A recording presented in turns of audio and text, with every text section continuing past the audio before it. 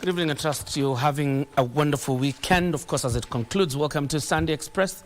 We'll be telling you what has been happening across the country. And indeed, with about 5 or 4 days remaining to the November 27th by-elections, we'll be telling you who was where and what they said.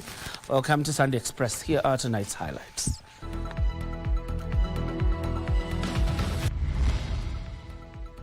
Nature's marvel or threat? Growing an east as environmentalists warn Lake Baringo and Bogoria on the brink of converging.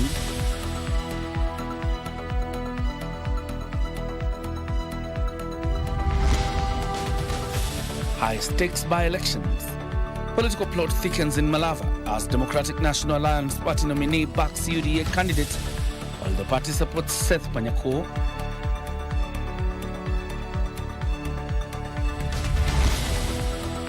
Survivor mode activated. Tonight, we feature the struggles of Tana River pastoralists who are forced to trek for miles in search of water.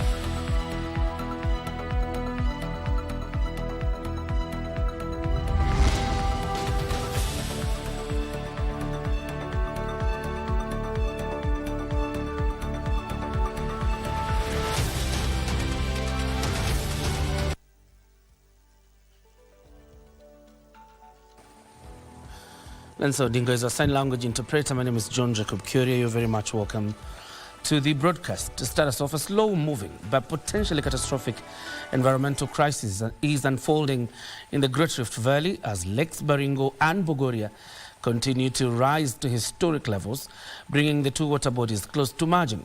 Experts warn that such a convergence could trigger irreversible ecological damage and disrupt livelihoods for thousands of residents. The historic Lake Bogoria, a world-famous alkaline water body renowned for hosting an estimated 3 million flamingos. The waters have burst their banks and are now flowing toward Lake Baringo. Entire villages, public institutions and key infrastructure lie submerged beneath the expanding shoreline. Baringo is always favored for 2 nights or 3 nights because there's so much to see. And if you can't find accommodation in Baringo, that means we cannot explore all these resources and all these adventures that we have and the activities that we offer. The main entry gate to Lake Bogoria National Reserve is already half underwater, the third access point to be overtaken by the rising lake. Our main gate is underwater. Some infrastructure development like the health center facility, the Loboi dispensary, is now underwater. Part of it, part of Lake Bogoria Girls Secondary School is now underwater. At Laboi Center, the looming crisis has sent shockwaves among residents. Dan Kiprop is a carpenter in the area. We meet him tearing down homes as he helps families to salvage whatever remains before the advancing waters reach their doorsteps. Watu wamehama hapa, tumetoa watu manyumba, tumeenda huko, lakini tumekosa sofa, tumekosa mahali pa kuishi. Shortage imekuwa ya manyumba. Hakuna mahali watu wanaweza lala. Mpaka watu wanaishi kwa maduka ndani. Manyumba imeenda, mashamba simeenda. So ningeomba kama serikali ya county government na national government wataangalia hii watu. Sisi kama wakazi wa Bogoria, sisi tuko na shida kubwa sana. Local leaders say the rising waters began accelerating in 2011, but the current scale of expansion is without precedent in modern times. Lake Bogoria Senior Warden James Kimaru confirmed the magnitude of the crisis. Now, as we speak, at around 2025, the rising level has really gone beyond the level that we've been experiencing. According to satellite imagery, the lake, once covering 34 square kilometers, has expanded by an additional 11 square kilometers. On the Lake Baringo side, Warden Jackson Komen explains the consequences of the looming merger of Lake Bogoria with a pH of 10.6 and the fresh waters Lake Baringo. So if the two lakes will meet, we'll have what is called an ecological disaster. For example, the fisheries will be affected completely. And we have approximately over 30,000 people depending on Lake Baringo. So we don't know what will happen in terms of food security. The hippos live in fresh water, they drink water, they also get their pasture from the lake. So if Lake Baringo will turn into a salt lake, then that means the hippos and the crocodiles and all other aquatic ecosystem will change completely. And as the crisis unfolds, lives and livelihoods now hang on a thin string, with many fearing that once the two lakes finally meet, the consequences may be impossible to reverse. Tunahofia maisha yetu, pia hata tunahofia pengine hii usiku tunasikia maneno hapa inasema dudu hapa ndani. Hatuelewi kama hii lake inaweza kusink ama itakuwa namna gani, kwa sababu hatujawahi kusikia kitu kama hiyo. John Kahiro for Sunday Express. Some really shocking news there about Mother Nature and what needs to be done by government to ensure that indeed that ecological disaster is averted. You remember there's still another case in Naivasha, and particularly Lake Naivasha, obviously because of the rising water levels, has poured into Karagita, another human crisis unfolding in Nakuru County, and now we have another in Baringo County. Let's move this forward to another sad story. 3 people died in a dawn accident at Chumbi, near the Moa Bridge along the Nairobi-Mombasa highway, after matatu they were in collided head-on with a lorry that veered off the lane. Other River OCPD David Kandie says the 6:30 a.m. crash involved a Nairobi-Machakos-bound matatu that was carrying 46 passengers. The impact of the road crash left 3 people dead on the spot and 37 others with serious injuries. The injured were rushed to Machakos Level 5 Referral Hospital. Survivors said the driver of the lorry that was heading towards Nairobi lost control and rammed into the matatu. Nikasikia breki imekanyangwa, kuangalia mbele nikaona lori. Sasa unaona kutoka hapo sasa silori ikagongana nini kichwa. Kulikuwa kunanyesha, kuna drizzle. Sasa kukataka kuja hiyo roli ilikuwa imepita side yenye sio yake. Kuja kalamba kagongana na nyingine kichoko. Tulikuwa nimetoka soko, nimechukua stock. Sasa leo ni Sunday, tunaenda soko mchituni. Soko ilikuwa mchituni. Sasa tunaendana na hiyo sauti kama watu wa soko. Sasa yenye tumetoka soko leo nilikuwa nimeenda kwa gari. Kuamka mimi nimeamka wakati nimeshikwa break. At Machakos Level 5 Referral Hospital, medical teams received 37 passengers, some with serious injuries. Most of us tulijipata tuko level 5. Wengine walijisikia wakatufuata, but we thank God the response was good. Kutoka kwa police na kutoka kwa ambulances zilikuja. The county health officer reports that all patients are undergoing treatment. Emergency teams have been mobilized to handle the surge. With the festive season approaching, survivors and authorities are urging drivers to exercise caution on the roads to prevent further loss of life. Mimi naomba tu mandereva wachunge wakiwa kwa barabara, waende kwa speed nzuri, na abiria hata wachunge wakiwa kwa magari, waweke safety belts, na tuombe Mungu tu atupe safe journeys at this season. Aaron Marie, Sunday Express. Across borders and, of course, on regional issues, President William Ruto has dismissed fears of a possible diplomatic rift between Kenya and Uganda over access to the Indian Ocean. Speaking in Tororo, Uganda, during the groundbreaking ceremony of the Devki Mega Steel Project, the head of state assured the landlocked East African nation of unfettered access to the ocean and pledged closer collaboration in trade and infrastructure development. Sunday in Tororo, Uganda. Leaders from Kenya and Uganda, led by President William Ruto and President Yoweri Museveni, gathered for the groundbreaking of the Devki Mega Steel Project, poised to serve the entire East African region.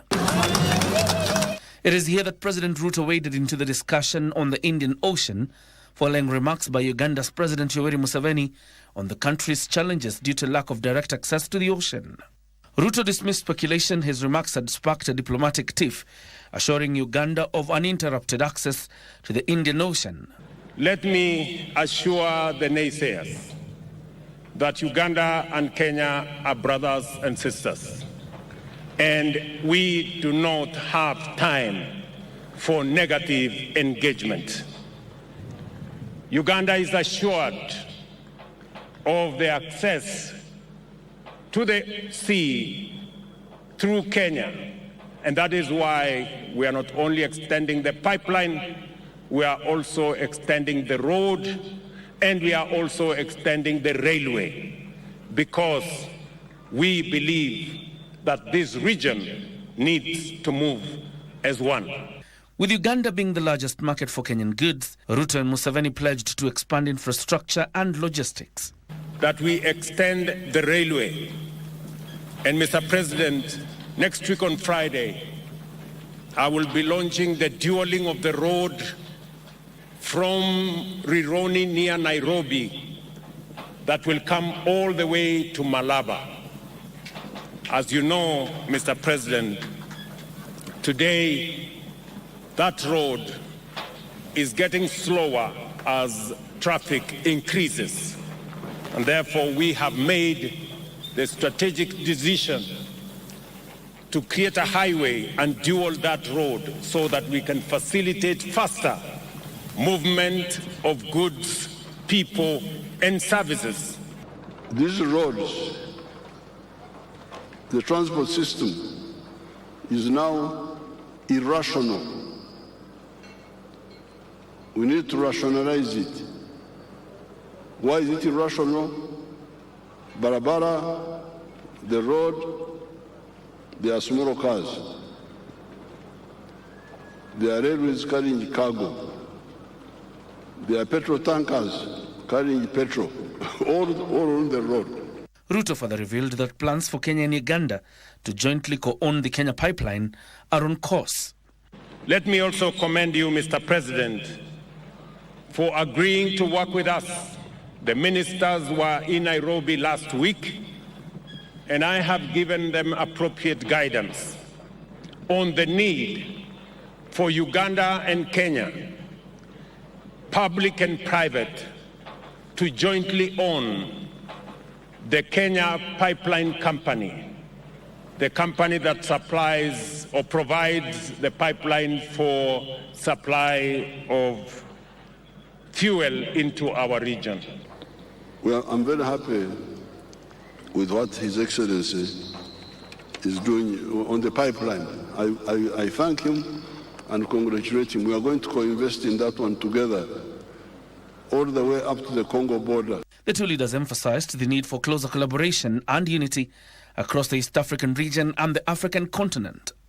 I equally commend my brother and friend, His Excellency Paul Kagame, President of the Republic of Rwanda, whose enduring advocacy for regional integration within the East African community has provided the enabling environment for projects like this one to thrive. What we are doing here is not just launching a project. It is part of the liberation process of Africa.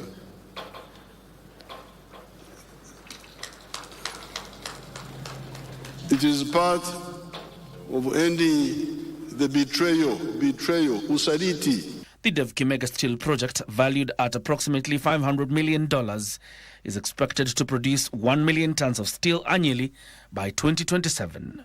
In this factory, we will have over 5,000 Tororo people will be working, and I promise 90% job will be provided to the local community. We're taking a short breather on Sunday Express. Don't go too far. We're coming back with more news, including sports.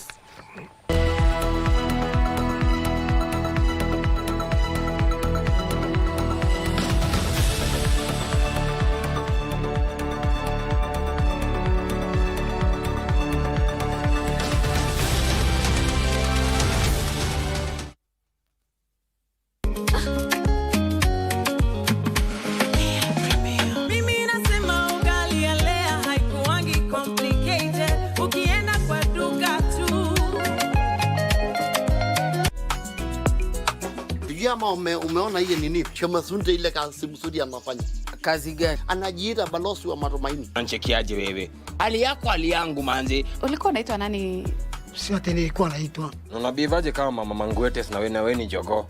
Brate, usinita brate.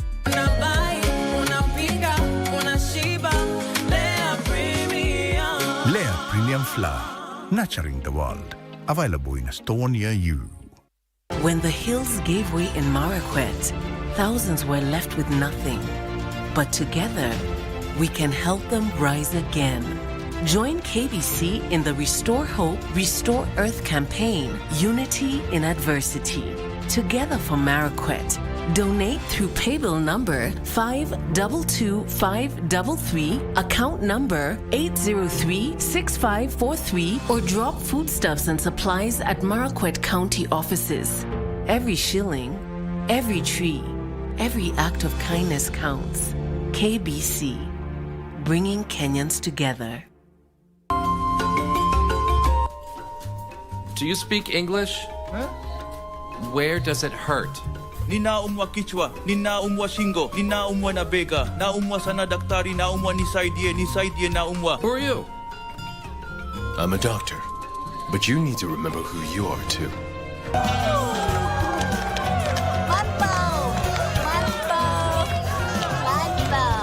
Hey. Turn around now.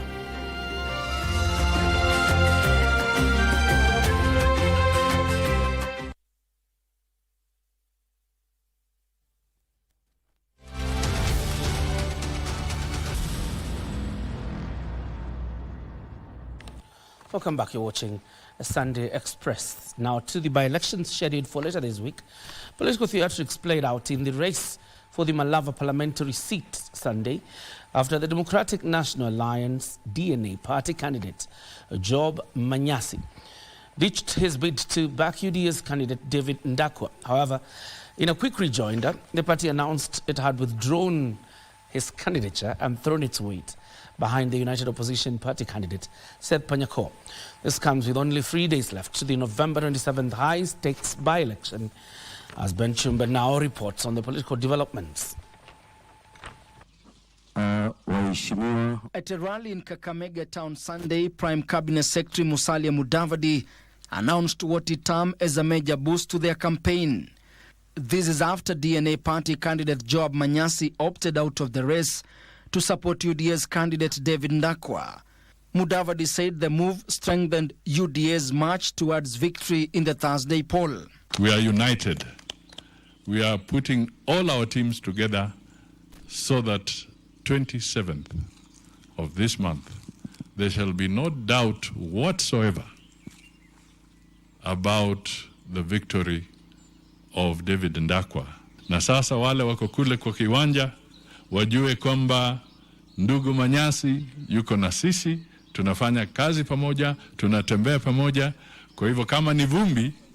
Manyasi, who has been campaigning for the seat until recently, said he had chosen peace, unity and development over competition. Nikaangalia na nikaongea na watu wangu na tukaulizana na tukakubaliana kwamba where will the Malava people be safe? Malava people be safe. Na tukakubaliana tusaidie candidate wa serikali ndio tuwe na msimamo wa kudemand development zikuje Malava. Ndakwa in return welcomed the endorsement, hailing Manyasi for putting the people first and preventing what he termed a divided vote. Na kwa sababu Mheshimiwa Manyasi ako experienced, he has run 3 times consecutively. Nimepata experience ya constituency yake kuongeza numbers kwa watu wenye watanipikia mimi kura kama David Ndakwa wa chama cha UDA. Because kama tungeenda na Mheshimiwa Manyasi mpaka kwa ballot, tunge-divide votes na maybe it could have gone either way. But right now, we are glaring at a straight win. Manyasi's decision to back UDA's candidate, however, appears to differ from that of his party. In a quick rejoinder barely hours after the announcement, the party, in a statement signed by its Secretary General Barak Muluka, says, "We unequivocally and unconditionally place our weight and support behind the United Opposition candidate Seth Panyako. He further called on their supporters to rally behind Panyako. The statement further condemned what Muluka says is a state-sponsored violence, warning against voter intimidation. He urged IEBC to ensure a free and fair poll. Ben Chumba, Sunday Express. One corner of the country to yet another corner, where Deputy President Kioria Kindiki and Public Service Cabinet Secretary Geoffrey Ruku intensified the campaigns for the UDA candidate Leo Wamudende in the Mandera North constituency ahead of the November 27th by-election. The two leaders went for vote hunting in Kivwe, Mandera North, where they criticized the impeached former Deputy President Rigathi Gachagua for neglecting issues affecting the Mandera community during his time in office. They urged residents to stay aligned with the government by voting in the UDA candidate, adding that the constituency stands to benefit more by remaining in sync with the Kenya Kwanza government.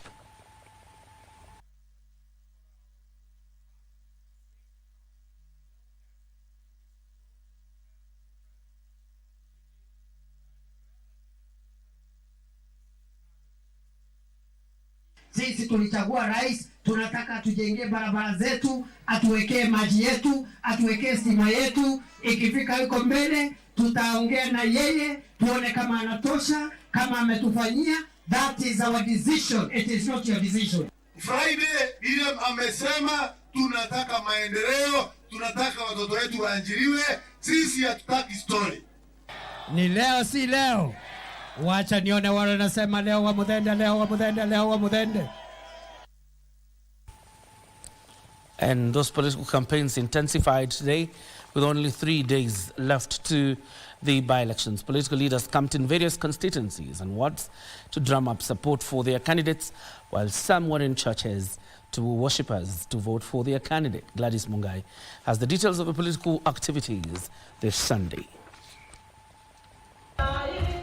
The race for Mandera North parliamentary seat continues to heat up, with DCP party leader Rigathi Gachagua drumming up support for Democratic Party candidate Newton Kariuki. Speaking at a church service in ACK St. Stephen's Karangare Church in Ishiara, Gachagua assured voters that their voices will count during the ballot, urging them to turn up and vote. Gachagua urged other political players to embrace honest and respectful methods of campaign, even as he cautioned voters against being swayed by handouts. Hakuna mtu anaweza iba kura yetu. Sisi ni watoto ya maumau. Utatuibia kura tukiwa wapi? The dignity and the pride of the mountain people is in the hands of the people of Mandera.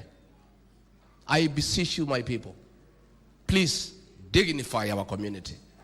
Restore our pride and dignity as a community. And all you need to do to restore our dignity and pride as a people, as a community, is to eat his money, reject his project, and elect Newton Karis. Utafanya hivyo? Gachagua would later embark on a Meet the People tour in Ishiara, Kanyombora, and Siakago in Mandera North. Separately, Wiper leader Kalonzo Musyoka was in PCA Committee Forest in Kiambu Church. Here he challenged the church not to be swayed by the political leaders and speak up against social injustices perpetrated by politicians. The church leadership know that you do not have to follow political leaders. Political leaders should follow the church because you are the salt of the earth. Nando's church, which stands strong. Kumbukeni, if the church is strong and uncompromised, every other type of leadership will take notice. But where the church is not sure, then watu wanaingilia huko. And a section of ODM politicians have dismissed claims of infighting, saying divergent views among party members were signs of a healthy democracy. Baba kabla jaga alisema maoni inakubaliwa kwa chama. Kwa hivyo maoni yote ambayo inaendelea sasa haijasema chama itabomoka, kwa sababu tuna viongozi tayari tuliwachagua kule Mombasa. We will sit down and discuss them because Baba believed in sitting down and dialoguing.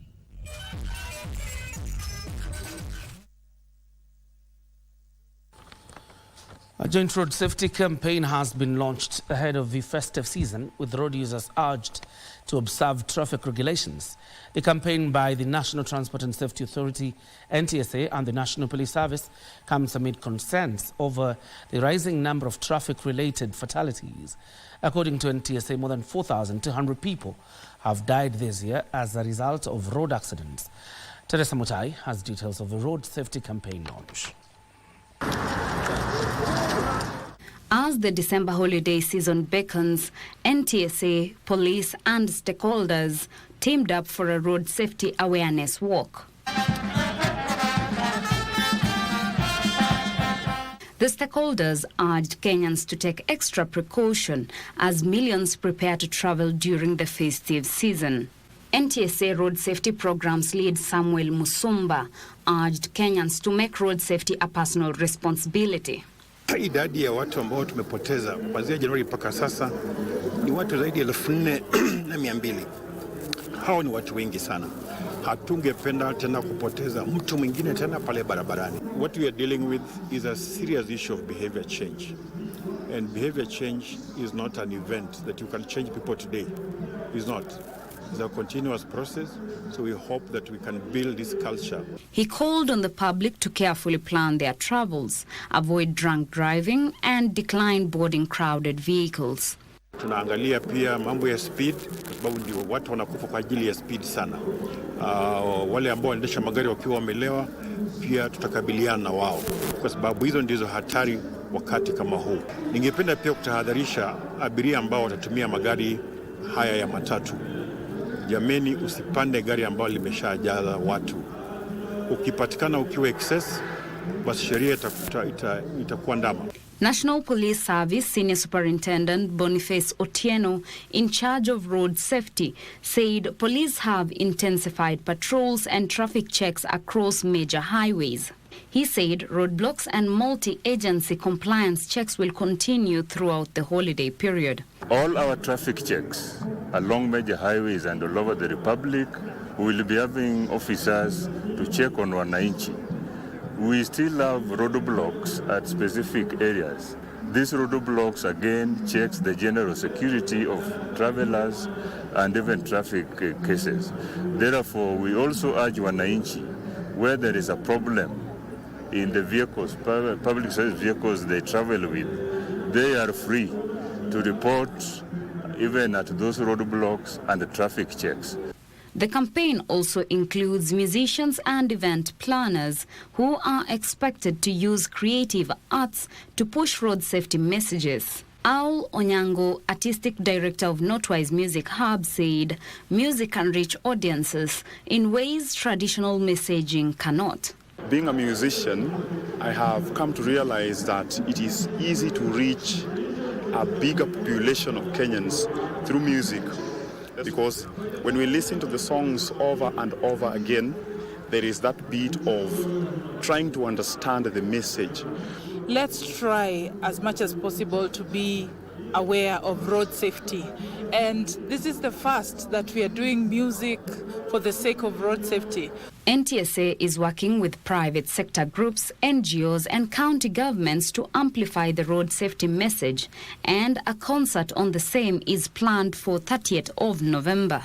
Kenyans have been urged to observe road safety rules and regulations, especially during this festive season, in order to minimize road accidents. For Sunday Express, I am Teresa Mutai. Let's move this forward. An entrepreneur in Siaya County has embraced agri-tourism, offering not only a chance for young people to learn and interact with flora and fauna, but also an opportunity for persons interested in venturing into agriculture to learn.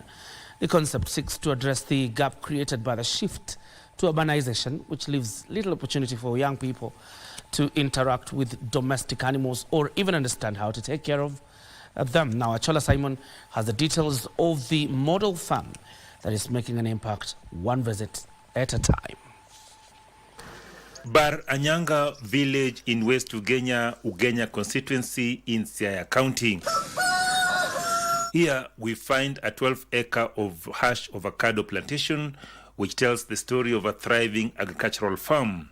This is the Sigrut Orchard and Beehive Limited, an agricultural venture that was started by sheer chance almost a decade ago. From the needs to convert an utilized bush field into a fruit forest to eventually venturing into agricultural model farm. We are creating a legacy. It's exciting enough for me to be here because when I first came to live around this region, there was a lot of bare land. And I knew for a fact that there's a lot more we can do. And the Sigrut that you see today is an outcome of very many small steps. Jackie Wanyande, the founder of the farm, says the farm provides an opportunity to grow crops and nurture animals not only for profit, but also as a way of teaching others about the benefit of agriculture and cultural heritage. And having an avocado farm that is this big becomes more exciting when we start teaching, training and empowering the community and other elite farmers. Think about someone who's working today and is thinking about progressing into farming but has not thought really on the path to take. She says she started the farm for a profit, but quickly noticed a gap in knowledge about farming. This prompted her to venture into training her workforce, and soon there was a demand for training, birthing the agri-tourism concept, complete with accommodation, giving visitors the full experience of living and working in a farm. And some people who have come to stay with us have felt that they needed a bit of privacy, like people who come as families. Their children who want to walk around the farm and see how free-range chicken look like, free-range sheep and goats and cows, and just participate in the activity. They ask for a villa or a cottage. Hence the expansion that you've seen going on here, where we are trying to make more private villas right in the middle of the avocado farm. The fact that she strives to remain organic while incorporating complementary activities has made it a hit with both foreign and local visitors. She cautions those keen on venturing into agriculture to first learn and understand farming practices to avoid losses. We do encourage that sometimes you want to get into an investment and you are a group of 4 people.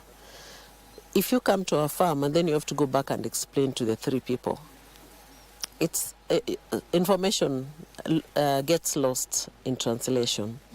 So sometimes when the 4 of you are interested, come and you spend 2 to 3 days looking at it, understanding the business case, being on the ground, feeling it, feeling connected to the farm, you get to learn more and faster. She's also planning to assist farmers keen on farming but are not able to constantly monitor their farms to build structures that will reduce exploitation by rogue farmhands.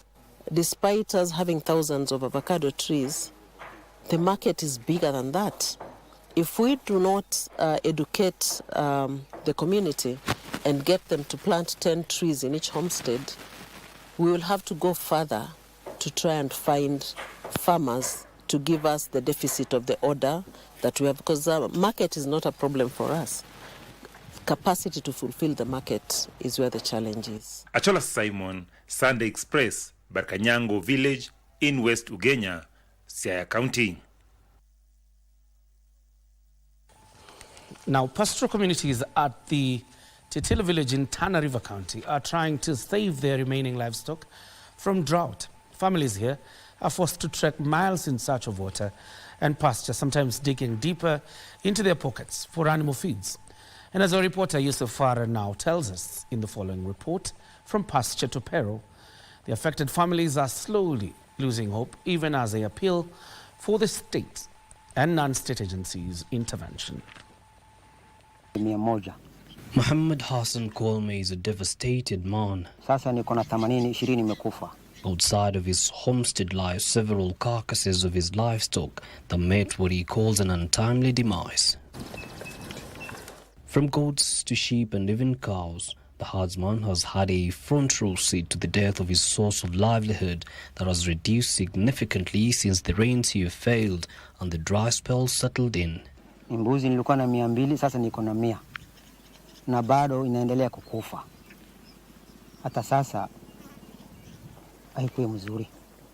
The animal feeds aren't cheap either. Akishindwa kutembea, akikosa chakula, kukufa.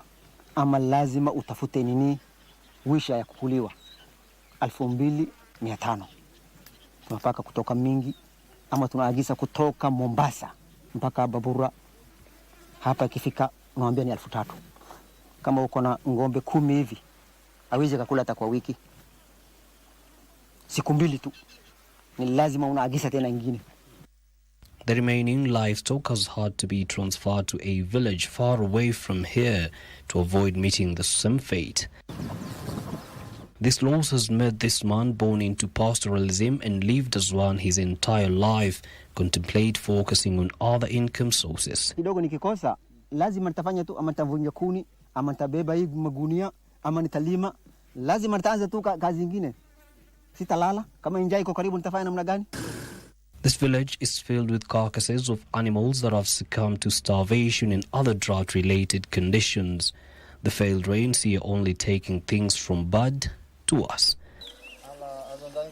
At Hassan Maulid's homestead, there is fear that this visibly weak cow that has survived the harsh drought might also be staring at the abyss. The owner has however not given up on it and is hopeful of the cow making a complete 360-degree recovery. Hiyo ngombe ilikuwa imekaa karibu miezi 2 hivyo tukimbeba hivyo, na kila tunampatia wisha ile chakula ya ngombe. Tukimpatia inakula kwa wiki moja inaisha. Na hiyo ikiisha hakuna nyasi, afya inadhoofika, inaenda chini. He too has had his fair share of livestock losses. Hii kiangazi nilikuwa na ngombe 100 na kwa saa hii imefikia, hii kiangazi imepeleka ngombe imekufa karibu 40. Na ile yenye imebaki pia mpaka saa hii afya bado iko imedhoofika. Maulid and Muhammad, like many other pastoralists in this village, are grappling with harsh climate conditions that are threatening their only means of livelihood. Case in point is this fresh case of a cow meeting its demise barely a few days ago. Should there be no immediate intervention coming through, they fear that this may be an all too familiar sighting in the near future.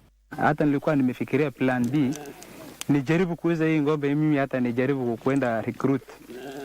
Ikikuwa mimi nijisukuma upande huo, at least nikuwe na payslip venye hii ngombe imekuwa hivi, na mimi nilikuwa ni mfanya biashara. Adding salt to injury is the drying up of water sources, making them have to trek miles in search of the now rare commodity, leading to the scramble of the same, which often ends up in ugly sins. Na sasa wewe ukitangulia kisima fulani anakuambia wewe umemaliza maji kwa kisima yangu, mfugo wangu bado haijapata maji. Sababu hiyo hata ile babangu alipasuliwa kichwa na nilitumia gharama tena, nikaingia gharama nyingine huko. Huku mfugo inadhofika, unatafuta chakula mfugo ya ngombe na mzee pia, ilhali watu wameumizana sababu ya kiangazi. The Kenya Red Cross Society had issued a drought warning for the country and activated its early action protocol after the weatherman's report of below average October, November, December rains. The once thriving community is now in urgent need of rescue from the jaws of drought. Huko kupitia World Vision, Red Cross, iko mapato kidogo, hiyo tumepata faida kubwa sana. Hata tumesonga mbele baadaye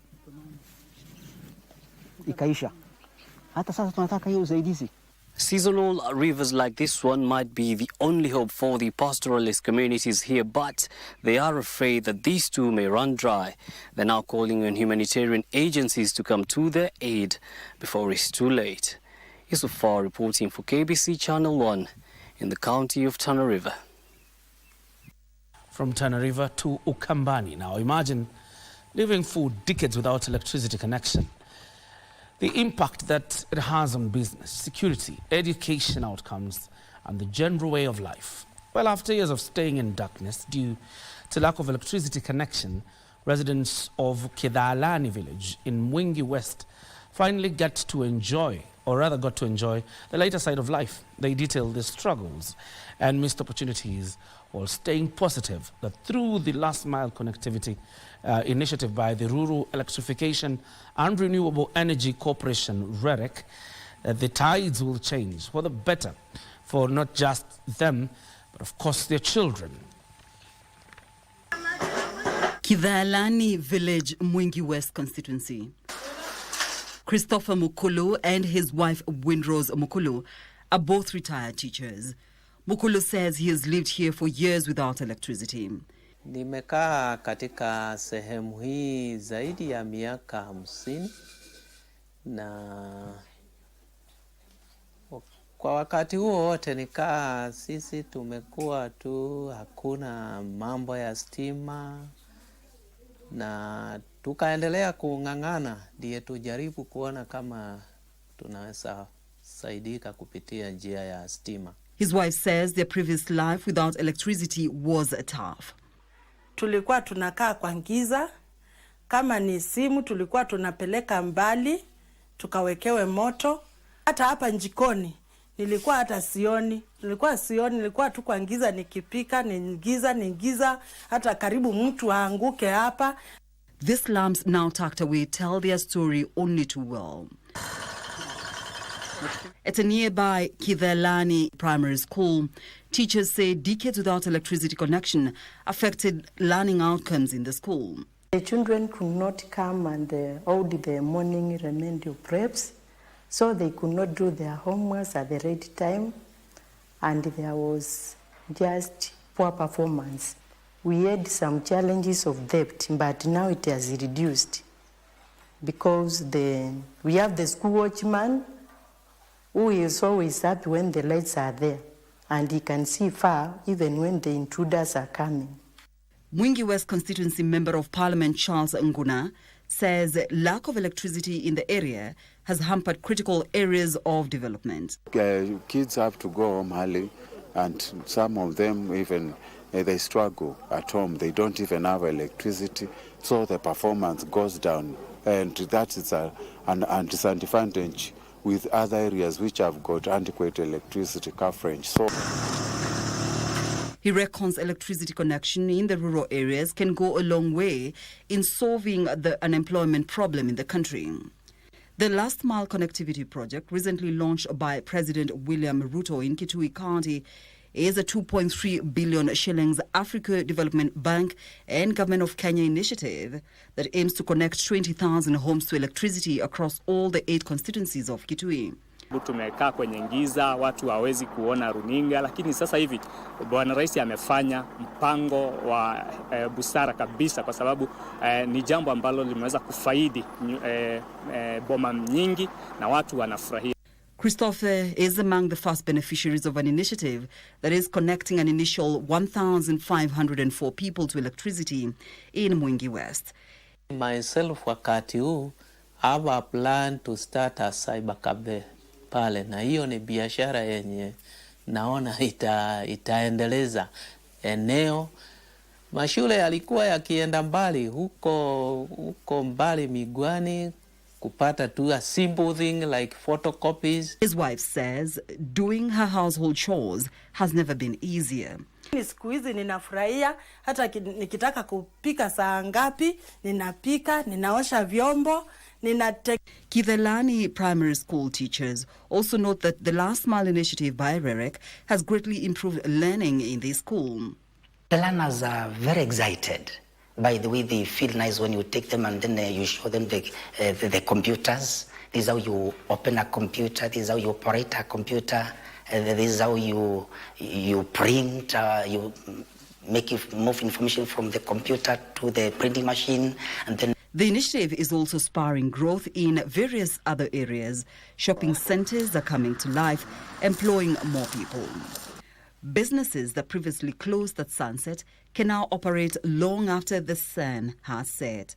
Dr. Rose Mukilama, the CEO of the Rural Electrification and Renewable Energy Corporation, REREC, says the last mile connectivity aims to connect every single Kenyan within and outside the national grid to electricity.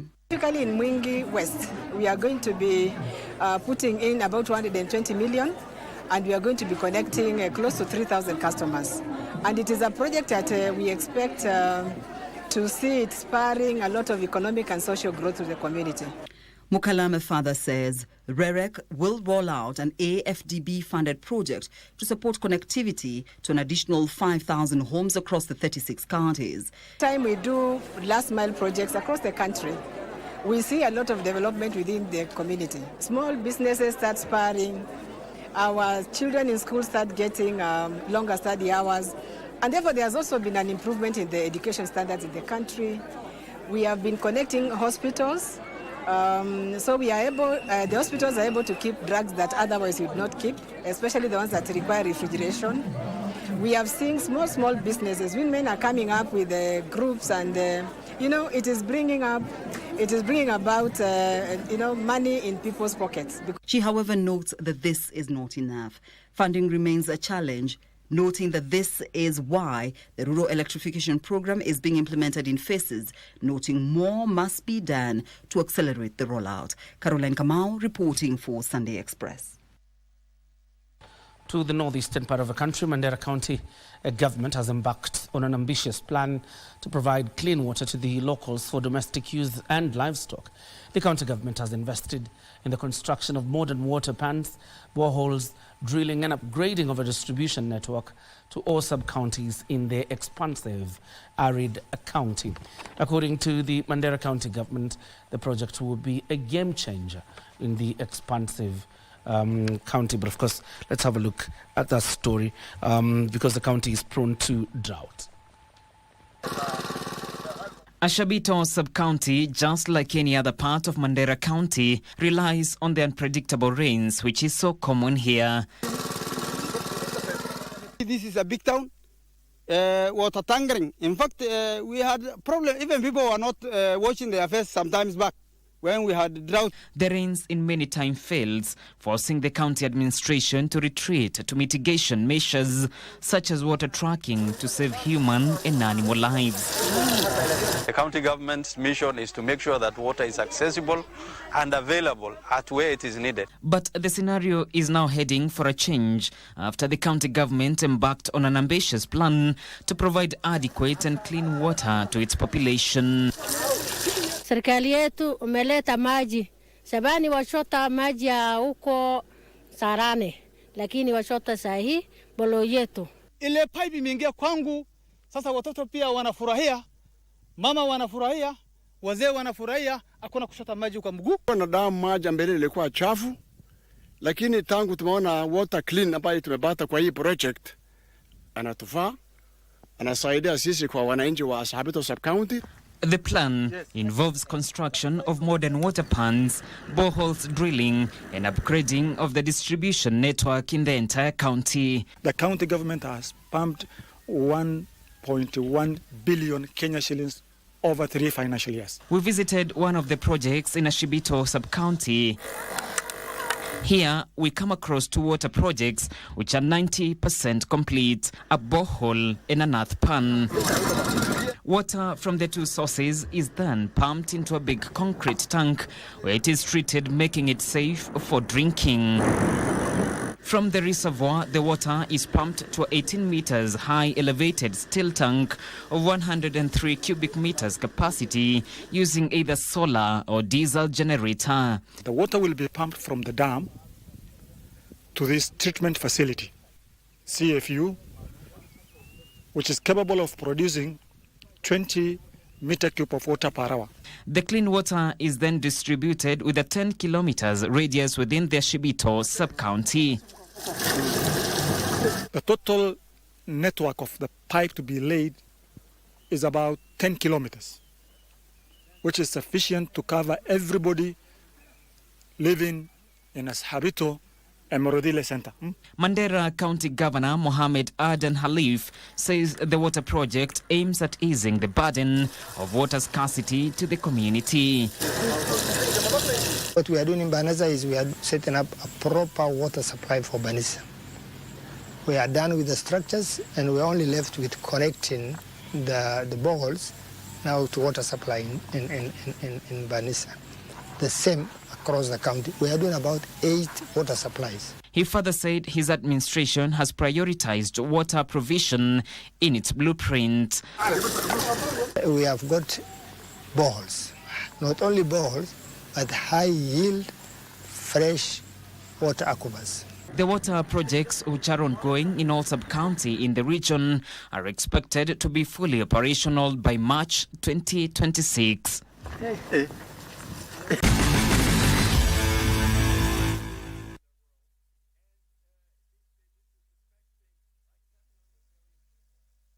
And thank you for staying with us. It is time for the latest from the sports desk with me, Bernardo Kumu.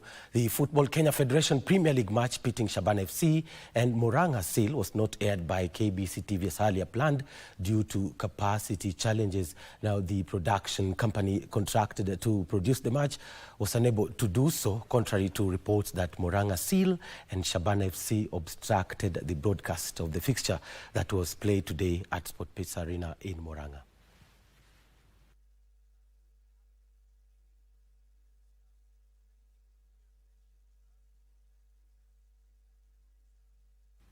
Elsewhere, Kakamega Homeboys and FC Leopards have moved to 2nd and 3rd positions on the FKF Premier League table respectively after avoiding defeats in their respective matches played today. Roger Souma and Hilary Juma netted a goal each to guide Homeboys to a 2-0 win over Posta Rangers and move them 2nd on the table with 18 points, one behind leaders Gor Mahia. Leopards had to come from behind to fight for a point in their 1-1 draw against Kariobangi Sharks. Sharks had taken an early lead in the match through Humphrey Aroko's 9th-minute goal that was cancelled out by Victor Omune's 61st minute. Strikers both sides walked away with a point. Moranga Seal and Shabana drew 1-1, leaving Moranga in 15th position and Shabana in 8th.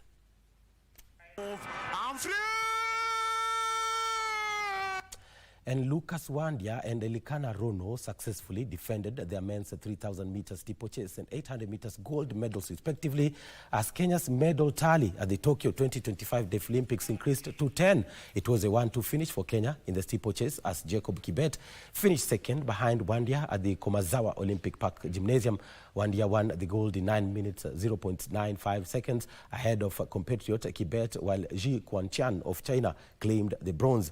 Rono retained his 800 meters gold medal in 1 minute 53.02 seconds, beating crowd favorite Kosei Higuchi of Japan, who took the silver, while Dalibo Tulak of Czechia settled for bronze medal. Kenya has now won 4 gold, 4 silver and 2 bronze medals so far in the competition. So I tried my best. I was really fast and I tried to be the first always, but the competition was really tough. We had so many opponents who were making me feel stuck because we didn't have enough space to run. And just around the 100-meter mark, I decided to do my best and make sure that I finished fast after we passed the finish line. Defending my championship the 3rd time in a row, I promised myself 3 things before I left Kenya. That I have to come back with a medal, be it a silver, a bronze, or a gold medal. And I said we have to come back with a medal, and I'm happy that I have been able to get a gold medal. I did my best. Although I was experiencing some challenges, I did my best, and I came in 2nd. I thank God. I'm so relieved. Now I can relax. And now to cycling, where the 19th edition of the Africa Road Cycling Championship, which Kenya was hosting for the 2nd year in a row, culminated in Kwale County with Eritrea's Kudus Medhawi cruising to victory in the men's 163.8-kilometer race, while his counterpart Aman Awet finished 2nd. Medhawi timed 3 hours, 53 minutes and 6 seconds. Algeria's Mimouni Abdella settled for 3rd position. Meanwhile, Peter Karanja was the first Kenyan to cross the line in 52nd position. Kenya was being represented by 41 cyclists in this year's edition, which brought together 30 African nations.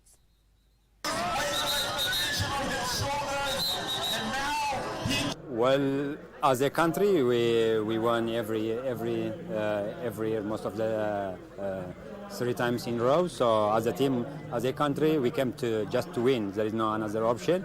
So with that pressure, we did a lot of very good training camp in Eritrea, especially last 3 weeks. Nataka kuwashukuru sana wale ambao tumeweza kushirikiana, serikali ya kaunti na wadau wengine ambao wameweza kuhakikisha kwamba zoezi hili limeenda vizuri. Na nataka kusema kwamba katika nchi ya Kenya tutaweza kuandaa mashindano tofauti katika kila eneo la Kenya yetu, kwa sababu kulingana na maagizo ya rais tuweze kutafuta talanta katika pembe zote za Kenya. Also, the national men's and women's rollball teams, head coaches Martin Bunde and Kale Bahumbi, are hopeful of guiding the teams to successful defense of their respective world titles at this year's 7th edition of the Rollball World Cup, scheduled December 14th to 21st in Dubai.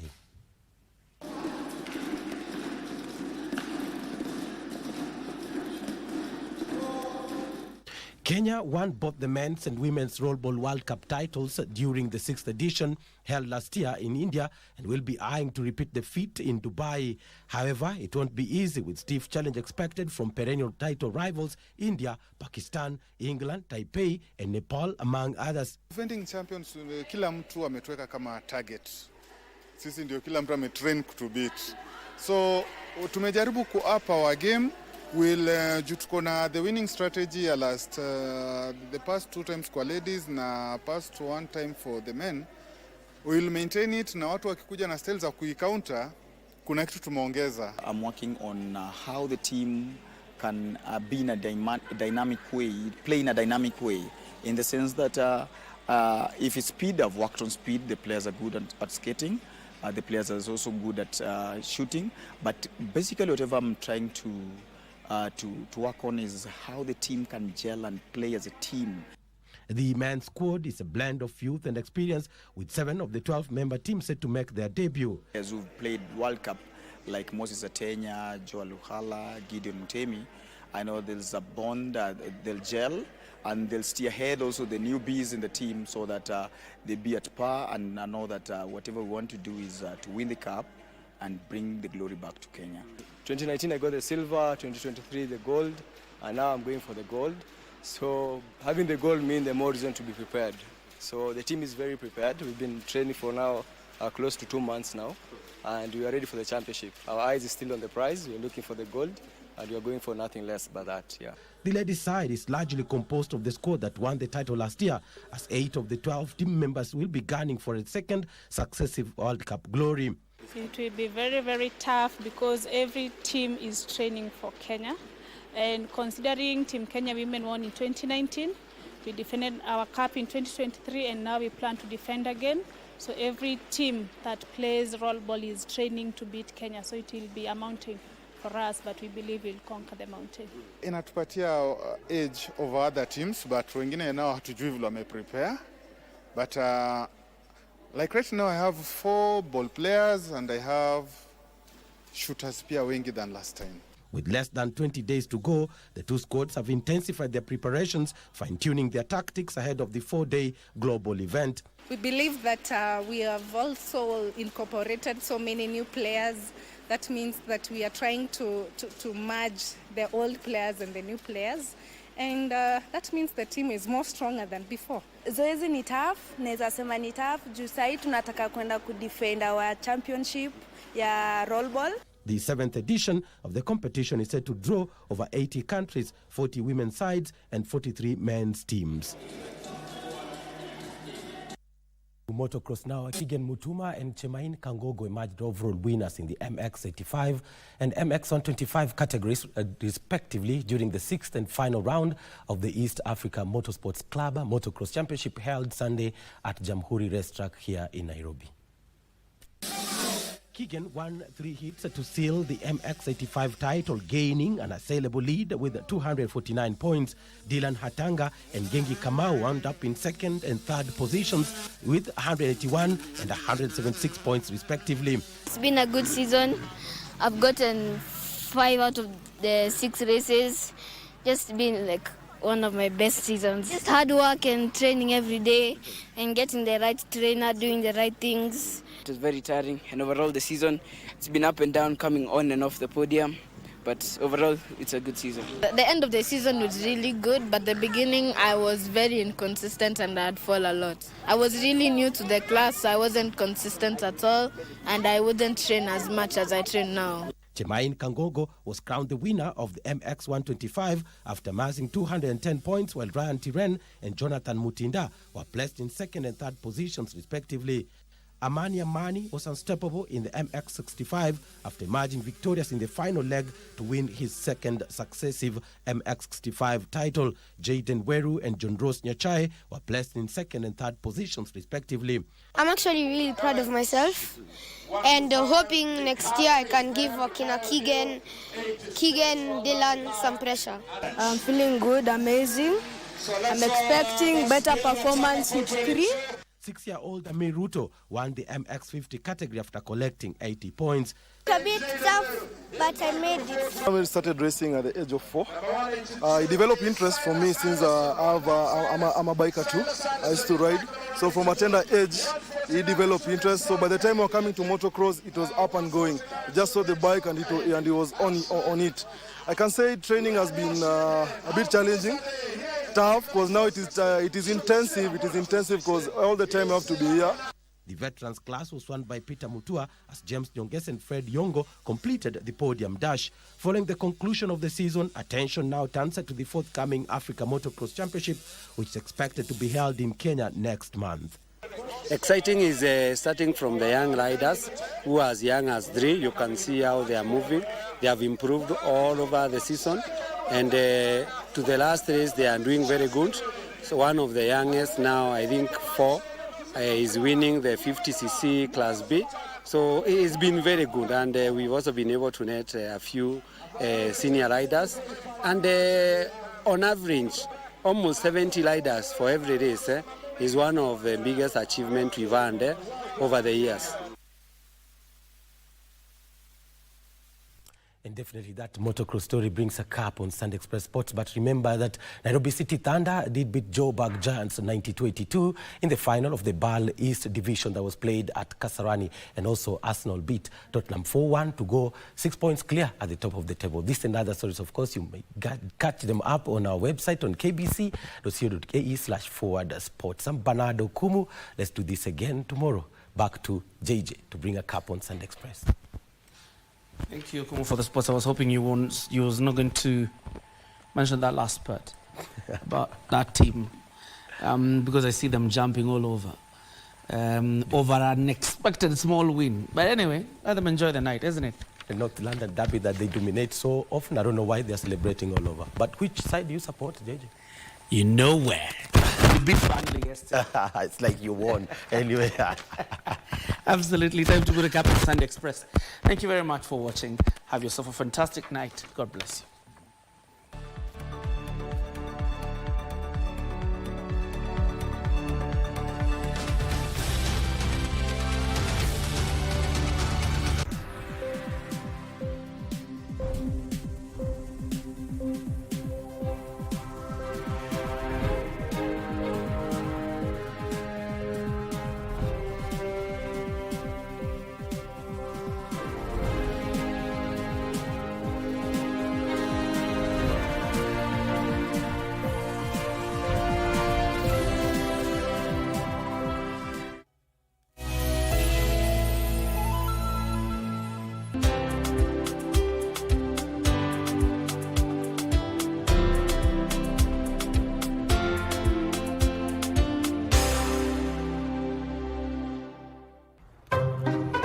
For charity, dial *419 hash.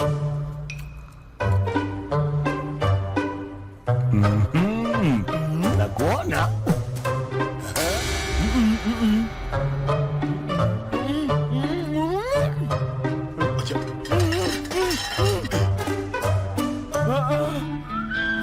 Kuja hivi sasa.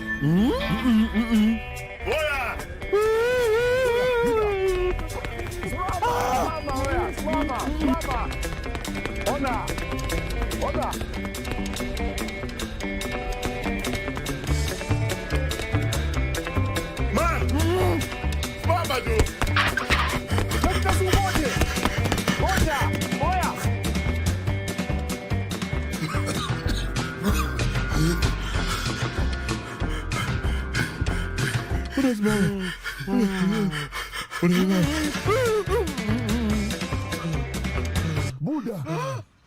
Siku umedial star 419 hash. Chika.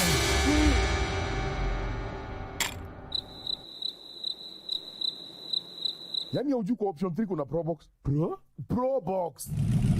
Usisahau kwa star 419 hash option 3 iko Pro Box ya bahati. Na ikikuangukia ufunguo utakufikia mahali popote ulipo. Usisahau.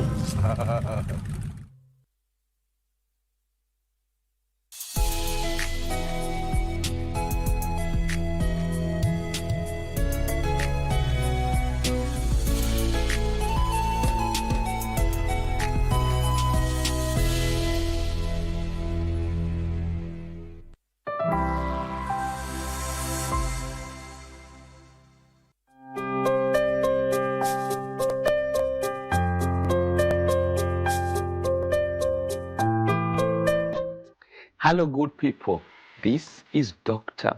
Joseph Moremi. Tunazidi kubadilisha maisha Kenya nzima. As we normally say, that service to humanity is service to God. Na Bwana Muthoni is doing well from Ruiru constituency, mahali kunaitwa Mwihoko. Na Muthoni, she was very low, alikuwa give up na maisha because of a huge tumor alikuwa nayo on her left side. But today, we are celebrating the doings of the Lord. Tulimchukua, tukasema tukaanza na maombi, tukampeleka hospitali, akafanya surgery, ikakuwa successful. Sasa amerudi job.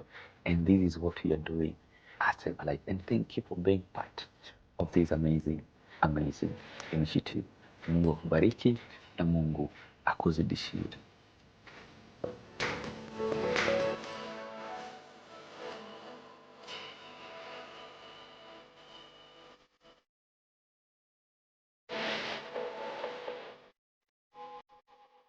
Ni mimi niko back, niko sawa.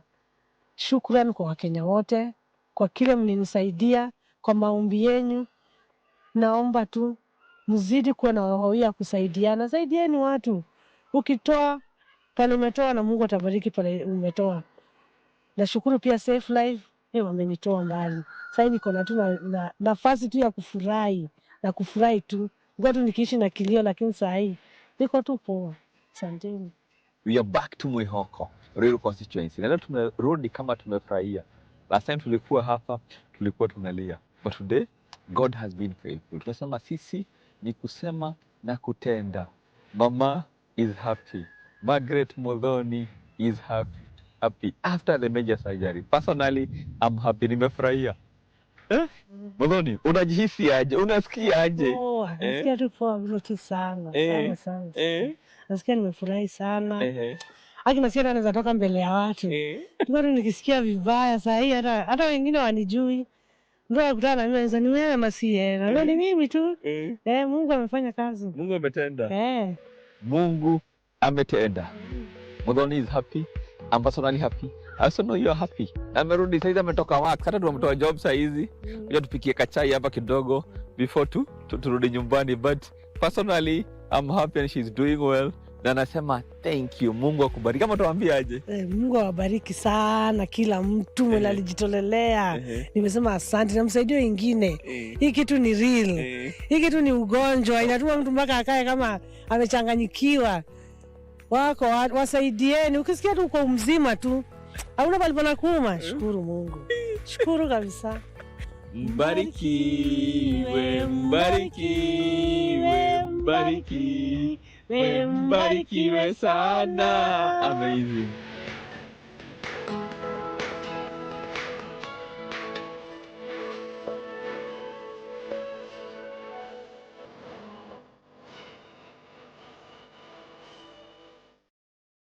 Na tukitoka kwa Muthoni, nilikuwa kule Nyeri County.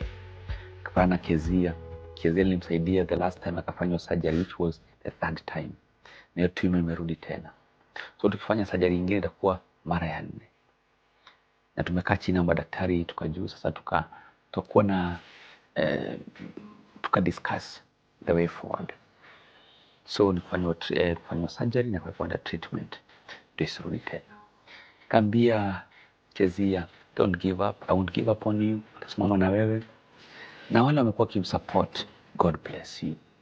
to make sure Kezia amepona. She's a young girl, around 30 years. Na ako na watoto wadogo.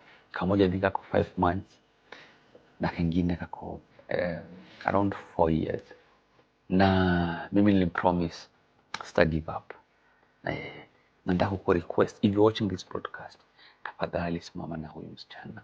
Sikupenda kwake kujipata hapa.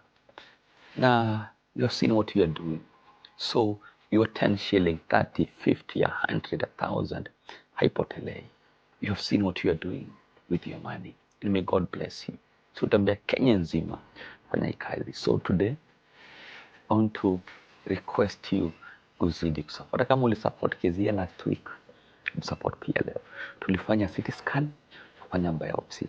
Biopsy, tukaambiwa tungoje 2 weeks.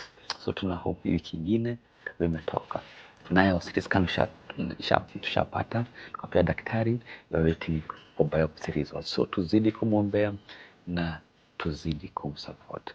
If you're watching this broadcast, cheza kama wewe. Uko na 100, you 100 bob. Make sure umesupport. Isipite tu.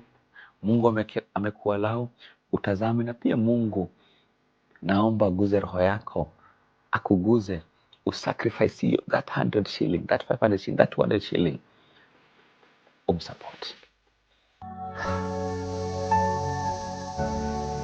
Na pole sana, pole sana, pole sana. To make sure umesaidika. Kenyans, tushikane. Kezia ni wetu. Let's unite for this. It is painful. When he came, I shed tears when nilimuona. The last time I came in here, nilikuwa kuja kumtembelea, kuna vile anaendelea. She was okay. Kaanza biashara kidogo kidogo.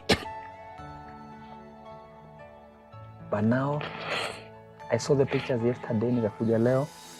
I want to confirm whether it is real. And it is now worse. It is painful. Kezia ni wetu. Kezia ni wangu, Kezia ni wako. Si kama wa Kenya. Let's do what we can. Hini tuachie Mungu. Hata mwenye nyumba nimshukuru sana, sababu wachawahi niambia hata toka uende uko na ujaripa nyumba yangu. Nilienda nikamwambia, akaniambia sasa hata nikikufukuza kwa hii nyumba sitakuja kukaa. Kaa tu, Mungu atatumana. Wakati nilikuwa na nguvu, nilikuwa naenda tunafanya kazi na yeye, tunasaidiana. Sami mwaka wote, ndio shida ilianza, nikasikia hata ile majani na chunganga, siwezi nikabeba kigara. Tena hiyo kazi ni ngumu. Lakini nilikuwa nimesema badala ya kuiba ama kufanya mambo mbaya, nilichuna hiyo majani. Hiyo ndio nilikuwa nachuna. Unachuna mtoto wako kwa mgongo, ukifika usiku umechoka. Hata unashindwa ni kulala ama ni kukaa ukeshe ifike asubuhi. Sasa mimi nikakula shida. Sasa ndio nilikuwa nimeamua sasa badala ya kuua watoto. Sasa niliona watu wanaua. Sasa hata mimi karibu nifike hapo, lakini nikasema acha nitembee na miguu. Na sikuenda njia ya kwetu, nichukua miguu yangu nikaenda mpaka Nyeri. Na hakuna mwenye Nairobi, hakuna mwenye alijua kwenye nimeenda. Nikashukuru sana kama ningesaidika nile watoto wangu kama mama wengine wenye wako na uzima.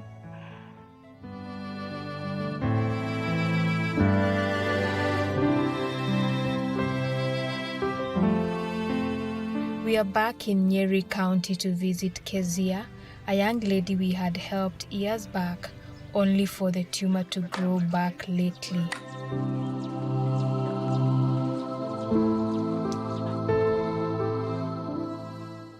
Sikupenda kwake, tumor kurudi, na kuwa kwa a very humble family that we afford.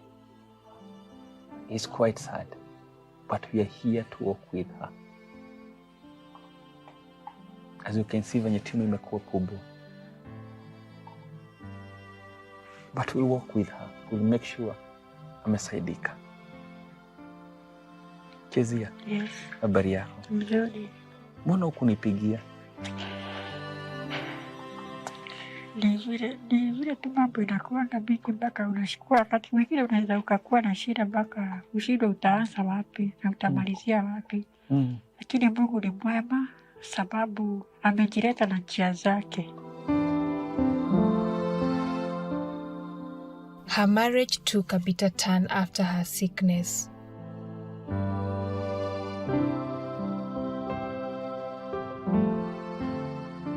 Sasa mashida imekuwa kama dawa asubuhi, saa 6 na jioni. Wakati nilitoka huko kwetu nikakuja hapa Nyeri, nakaa hapa na watoto wangu. Ni mimi chakula, ni mimi mavazi, huyu ako miaka 4 ako shule, ni mimi tu natafutiaka.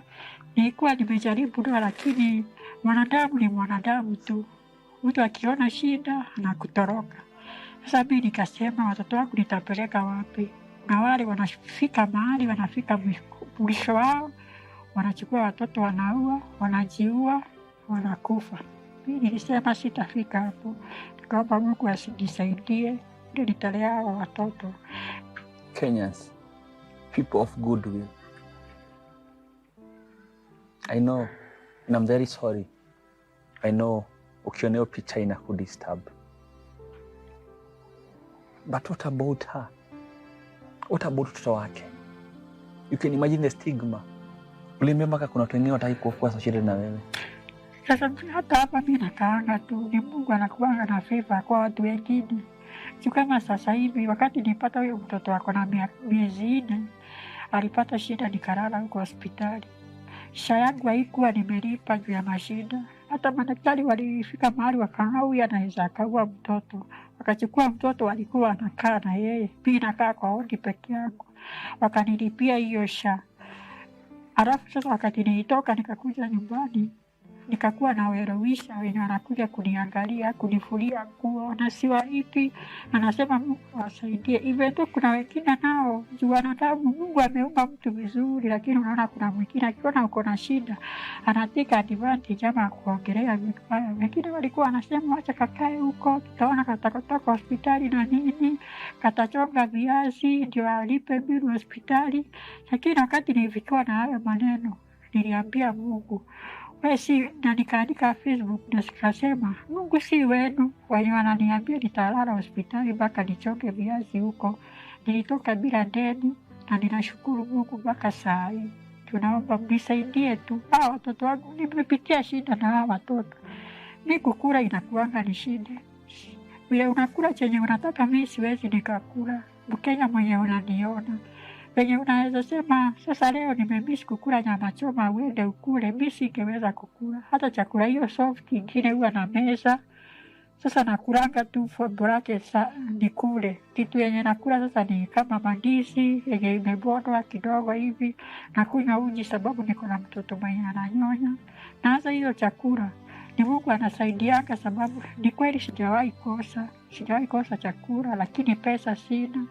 Mahali nakaa hapa ni kwa rental houses, singepata mtu mwenye, yani mimi nakaanga tu hivyo. Mungu anitumanie vile alikuwa anatuma Elijah ampelekee chakula, hivyo ndivyo Mungu ananitumanianga na huwa nashukuru sana. Despite the discrimination, Kezia is thankful to those who help her. Kwanza nitashukuru wamama wa Catholic walikuja kuniangalia wakati nimetoka hospitali na mtoto. Nishukuru wamama wa kanisa la PCA, akina mama Maina, Mungu awabariki. Hata mwenye nyumba nimshukuru sana sababu hajawahi niambia hata toka uende uko na ujaripa nyumba yangu.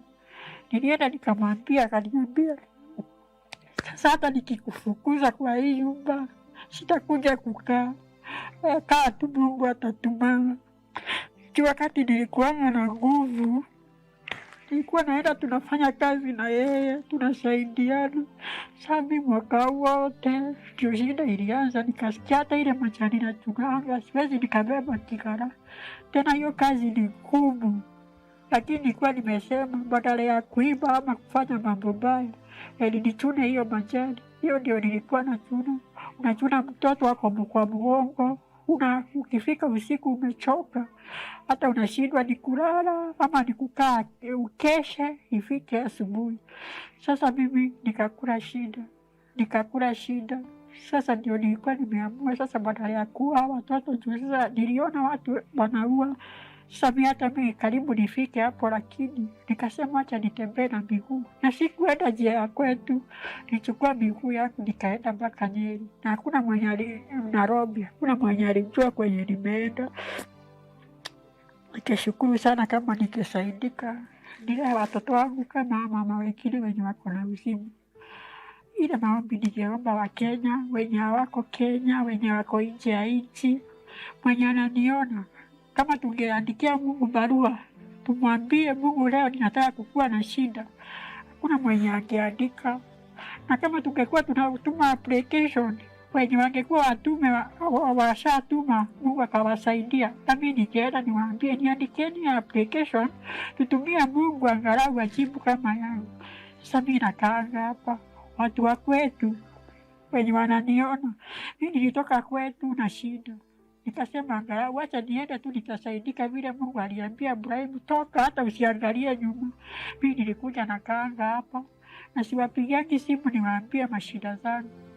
Lakini nawapigiana na wananisalimia na wasalimia, lakini sijaona mtu wa kwetu mwenye alipigia simu ananiuliza sasa Kezia tunasikianga uligojeka. Hata vile wanaona kwa mtandao hakuna yule ameniuliza sasa unakaa aje na watoto. Sio kitu inaniuma sana, lakini naambia Mungu tu anipee. Hakuna kitu naomba kama kuwa na afya njema ya mwili. Hiyo ndio utajiri namba moja. Nikisaidika tu nikuwe na afya njema nitashukuru. The pain she goes through is too much to bear. Sasa nikitimbiwa nipone.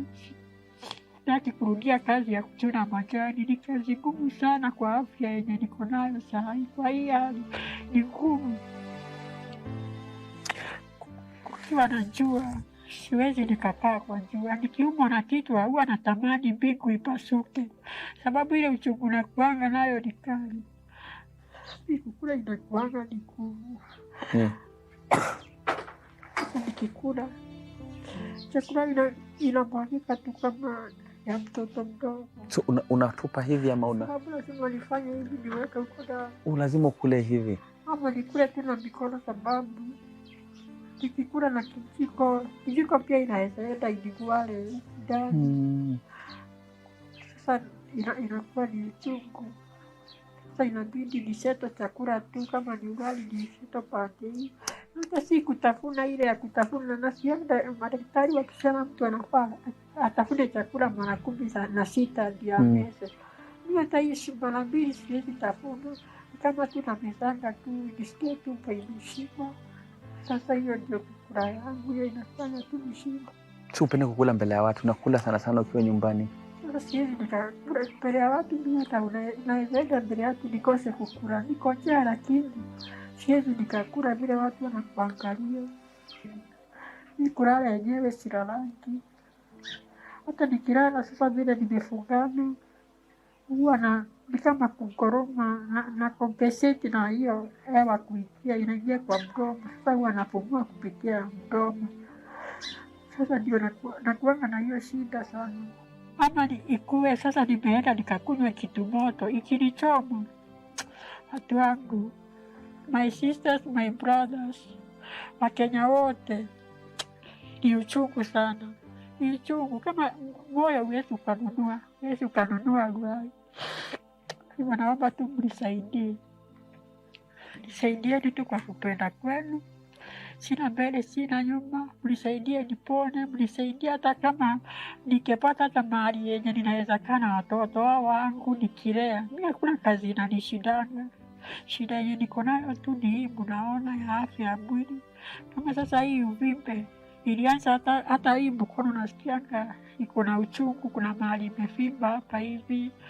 Sasa nikigusa nasikia ni kama hii ndio kitu imekuja hapa. Sasa it is a serious case, na ninaomba tu mtoe pesa, muendelee kutoa pesa yenu. Kuna wale wananisaidia, endeleeni kunisaidia tu, sababu haijatosha, hata haijafika nusu. Nilikuwa nimepigwa picha nikakosa pesa, hata zimekwama hospitali, nikafanyiwa biopsy, zote zimekwama hospitali juu ya pesa. Nilikuwa nimeambiwa na daktari atanishughulikia, lakini sasa nimekaa sana, nimepiga simu, nimechoka. Nikiomba tu msaidie, kuna yule anaomba shida.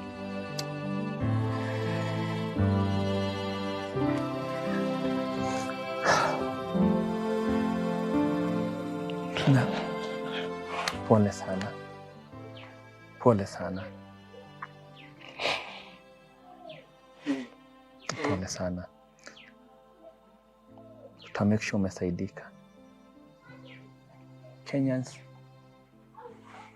tushikane. KBC ni wetu. Let's unite for this. It is painful. When he came, I shed tears when nilimuona. The last time I came in here, nilikuwa kuja kumtembelea, kuna vile anaendelea. She was okay. Kaanza biashara kidogo kidogo. But now, I saw the pictures yesterday, nikakuja leo. I want to confirm whether it is real. And it is now worse. It is painful. KBC ni wetu. KBC ni wangu, KBC ni wako, si kama wa Kenya. Let's do what we can. Hii tuachie Mungu. Yes, I highlight sad stories, but this one is quite moving. It's quite moving. And she's a young mother. The firstborn ako 4 years. Angine kako miezi ngapi? 4 months. 4 months. God, today I come before you, humbly requesting you to support with whatever you have. You have seen what we are doing. You have seen what we are doing.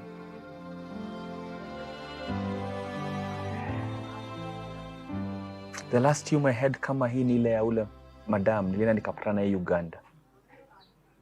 I think it was Ginger. Nikaenda kwa street nikapatana na mama akiomba, nikamwambia mimi sitakupea pesa leo, but nitakuchukua nikupeleke hospitali. Nikamchukua nikampeleka hospitali. Alikuwa na tumor kama hii. Nikampeleka hospitali na akatolewa ile tumor. This second tumor napatana nayo because imekuwa kubwa zaidi. Imekuwa kubwa zaidi. Hata meno lilitolewa, sina meno.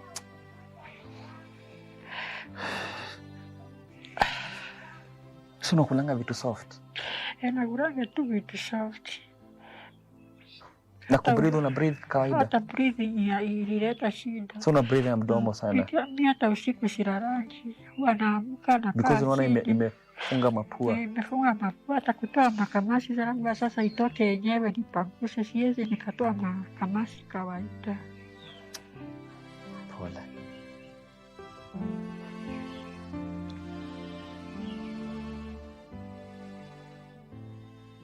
So umesema tazini inakuwa painful? Inakuwa painful. Kama nikikaa hivi labda nikuwe na stress nianze kufikiria. Sasa damu itaanza kupanda, nasikia kichwa imekuwa mzito.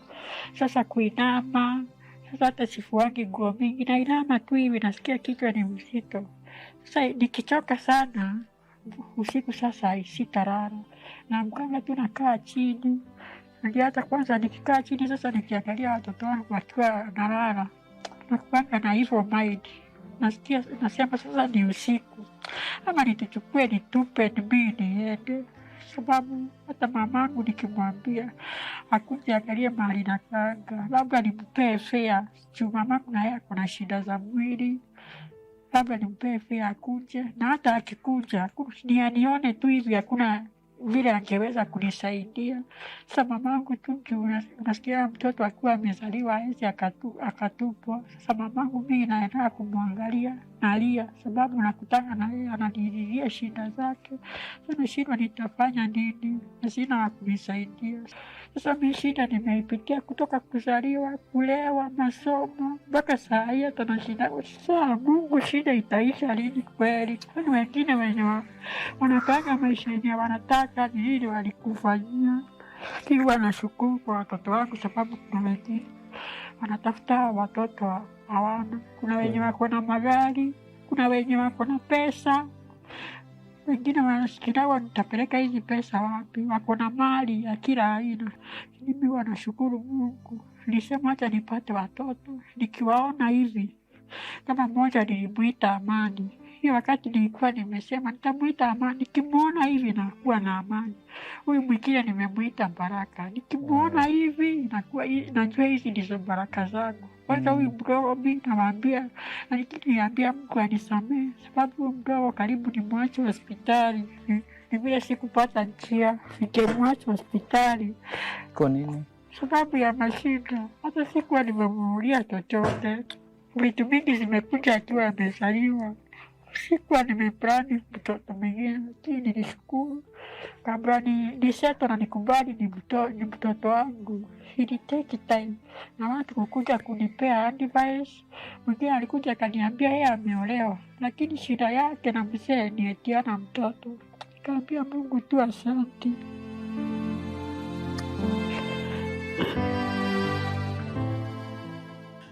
Mtazamaji wangu, na kusalimu katika jina la Yesu. Haujambo? Kwa majina yangu naitwa Bishop Henry Karanja, nimeokoka, Yesu ni Bwana. Nataka kukuletea kwako dada mmoja ambaye anaitwa Kezia Mukami Njeru. Huyu dada Kezia Mukami Njeru anaishi Nyeri, mahala ambapo panaitwa Ngoru, iko Teto ya juu. Mama huyu amekuwa ameolewa kwa muda, akapata mtoto wa kwanza na akadevelop tumor kwa uso wake, ambaye tumor hii amekwisha kupitishwa surgery mara 3, lakini bado inarudi. Na kwa hivyo ni mama amepitia changamoto kiasi ya kwamba mtoto huyu wa pili, wakati alijifungua, roho yake haikukubali mtoto huyo, lakini kwa sababu ya kushawishiwa na madaktari na watu na marafiki, akamkubali mtoto huyo. Mama huyu ni mama ambaye anapitia tatizo na shida, ni kwa sababu mtoto wa kwanza ako shule na yeye sasa ndiye baba na ndiye mama, na hali yake imedhoofika. Ni mama ambaye anapitia janga ya mashida na matatizo. Yeye huumwa na kichwa, mwili wake hauna nguvu, mwili wake huwa baridi, huwa joto, kulala hawezi. Wakati wote huyu mama huwa analia kulia, maana hajui watakula nini jioni na watoto wake. Na kwa hivyo ningekuomba dada, mahala ambapo ulipo, ndugu, mahala ambapo ulipo, tafadhali, nishakwambia tena na tena na tena, na unakubali kusimama